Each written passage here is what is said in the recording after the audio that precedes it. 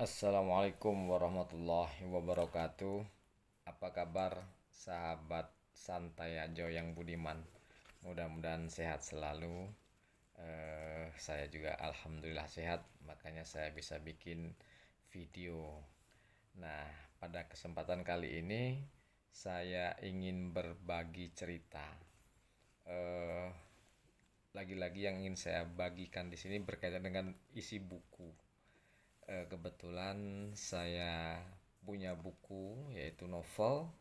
Ini judulnya A Thousand Splendid Suns. Ya, ini judul buku novel yang dikarang oleh Khalid Hosseini. Buku novel ini pertama terbit 2007. Kemudian versi terjemahannya dalam bahasa Indonesia adalah penerbit Qonita. Ini juga di tahun 2007. Di 2008 saya beli. Jadi mungkin baru setahun di Indonesia terbit, saya beli.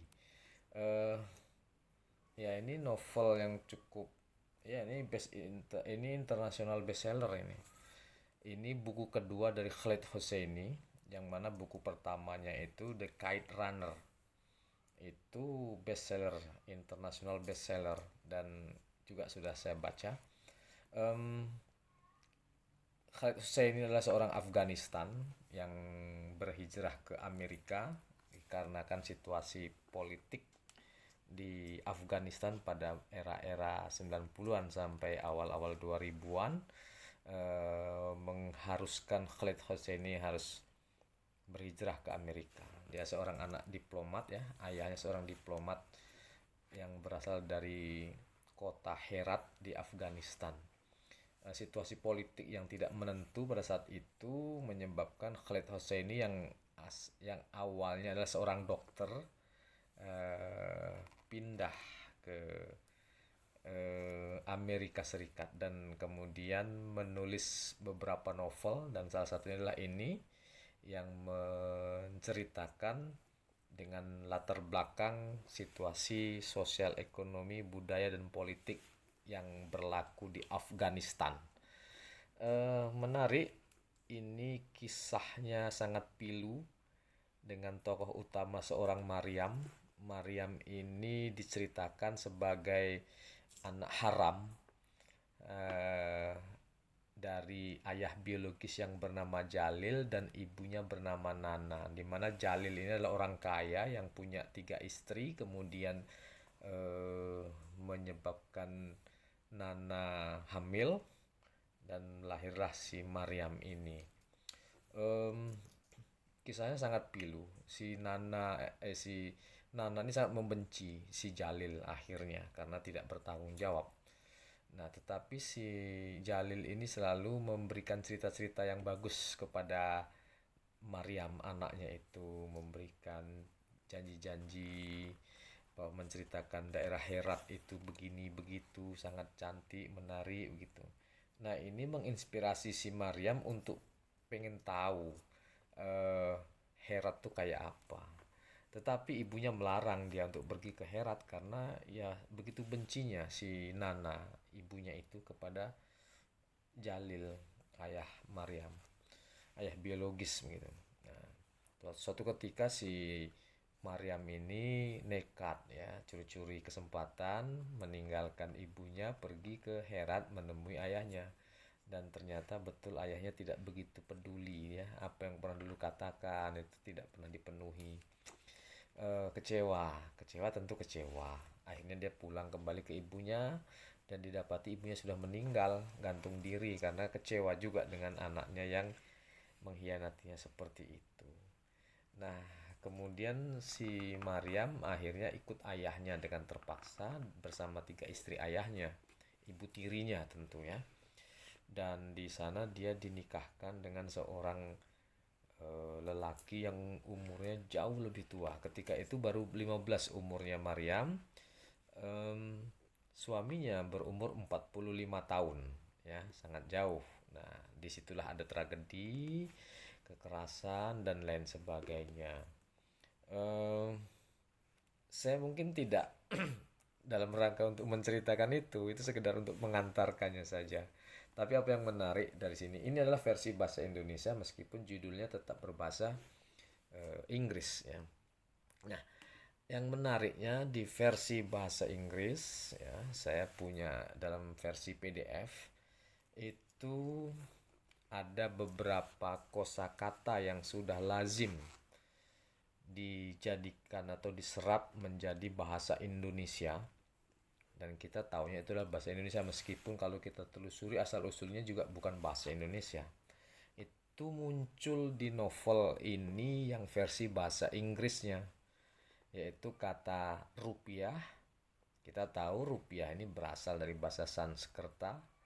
Kemudian kata almari kita tahu ini berasal dari bahasa Arab. Kemudian ada kata pahlawan yang kita juga tahu ini berasal dari bahasa Sanskerta.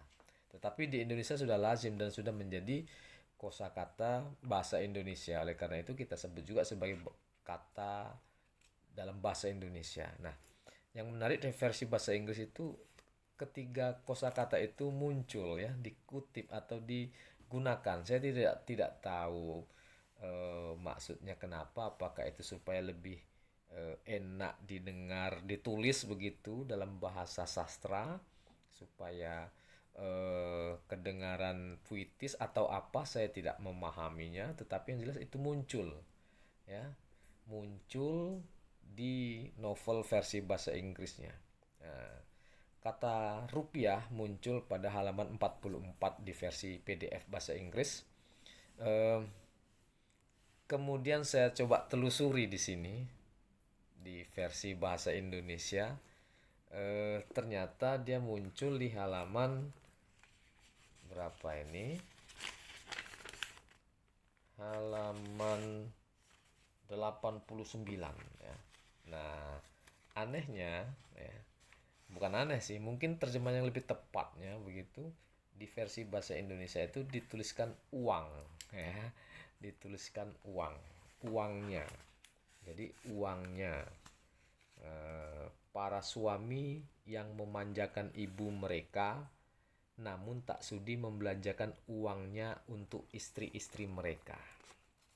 Tuh, ada yang saya garis bawah ya. Saya nggak tahu nih kelihatan apa nggak nantinya ini. Itu ya, uangnya. Oke. Nah, kalau yang versi bahasa Inggris itu bukan uangnya, tetapi rupiah ya, disebutkannya rupiah. Saya coba cari yang PDF-nya nih. Husbands who gambled. Sorry. Husbands who did husband who doted on their mothers and wouldn't spend a rupiah on them, the wives. Nah ya, jadi rupiah betul disebutkannya di sana. Nah itu. Kemudian ada kosakata di halaman 133. Bentar ya. 133. Nah, di sini muncul juga kata almari. Nah, ini menarik ini, almari. Almari memang bukan bahasa asli kita, tetapi ia sudah menjadi bahasa kita ya. Oh, bukan almari, tetap rupiah ya, yang muncul di sini rupiah. But I suspect she won't get far. No food, no water, not a rupiah in her pockets. Ya, disebutkan rupiah di sana. Nah, sekali lagi di versi bahasa Indonesianya disebutkannya uang juga, diterjemahkannya. Mungkin lebih tepat begitu, memang mungkin ya versi penterjemahannya, tetapi menarik sekali menurut saya. Dia tidak punya makanan, air ataupun uang di sakunya. Nah, ya itu ya. Jadi rupiah dalam novel versi bahasa Inggris diterjemahkan uang. Nah, kemudian ada kosakata almari. Almari di halaman 138 versi PDF Inggris. Ini almari ini ternyata terjemahannya di sini. Ini memang agak bingung juga saya karena saya tidak tahu. Tetapi di sini disebutkannya eh sebentar, disebutkannya laci. Nah, dalam bahasa Indonesianya ini, masukkan baju-baju ini di laci, bukan di lemari. Nah, itu ya. Ini kutipan langsung dari Rashid, nama suaminya si Maryam. Dia memerintahkan Maryam begitu. Masukkan baju-baju ini di laci, bukan di lemari. Itu ya bahasa Indonesia. Yang bahasa Inggrisnya, eh,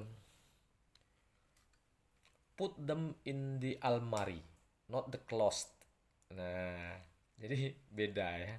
Closetnya itu di sini lemari, lemari di sini laci begitu ya. Nah, itu. Kemudian ada juga di halaman 144 ini mengutip tentang pahlawan menggunakan kata pahlawan. Jadi apa namanya, kata pahlawan pun dikutip, cuman untuk yang pahlawan ini tetap diterjemahkan versi bahasa Indonesianya pahlawan, sama tadi almari, tetapi di sini laci atau lemari begitu ya. Nah, jadi menarik di sini saya lihat, eh, kalau khusus versi bahasa Inggrisnya kita menjumpai kata-kata itu masih eh, ditulisnya bahasa Indonesianya. Tetapi ketika sudah dalam versi bahasa Indonesia, kata rupiah itu menjadi uang. Barangkali memang tepat dengan uang ya. Jadi itu mungkin si penulis, si Khalid Husseini ini mencari kata yang lebih bagus lah untuk dirangkai dalam sebuah bahasa-bahasa sastra begitu. Dan mungkin juga kita paham ya, Afghanistan ini kan juga dekat dengan India. Rupiah ini kan bahasa-bahasa yang digunakan di Asia Selatan. Rupi ya, nama mata uang Pakistan itu rupi. Maladewa atau Maldives itu rufiah. Indonesia rupiah. Itu akar katanya sama yang bermakna perak. Nah, mungkin juga istilah itu cukup populer di Afghanistan dengan maksud adalah uang, mungkin seperti itu. Apalagi istilah pahlawan ya, sesama daerah-daerah Persia, bangsa-bangsa Persia, Pashtun, dan India itu ya, kata-kata pahlawan itu sudah jamak barangkali, meskipun mungkin ada maksud-maksud yang agak sedikit berbeda atau penggunaannya yang tidak terlalu sering di suatu wilayah, di wilayah lain sering, mungkin seperti itu. Dan demikian juga kata almari, pengaruh Arab itu tentu masuk ke Afghanistan, Indonesia, atau negara-negara Muslim lainnya. Jadi saya kira itu saya ingin berbagi, bukan ya ceritanya seperti tadi, tetapi saya juga menyelipkan tentang adanya beberapa kosakata Indonesia dalam tanda kutip yang muncul di novel A Thousand Splendid Suns karya Khalid Hosseini. Bagus ya, kalau Anda tertarik bolehlah beli maksudnya terus dibaca. Demikian, assalamualaikum warahmatullahi wabarakatuh.